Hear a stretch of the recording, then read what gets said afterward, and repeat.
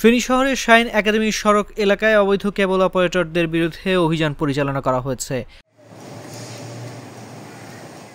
শুক্রবার সকালে জেলা প্রশাসক কার্যালয়ের সিনিয়র নির্বাহী ম্যাজিস্ট্রেট রুম্পা ঘোষ এ অভিযান পরিচালনা করেন। এ সময় লাইসেন্স না থাকায় খন্দকার এন্টারপ্রাইজ নামের এক প্রতিষ্ঠানকে 50,000 টাকা জরিমানা করা হয়।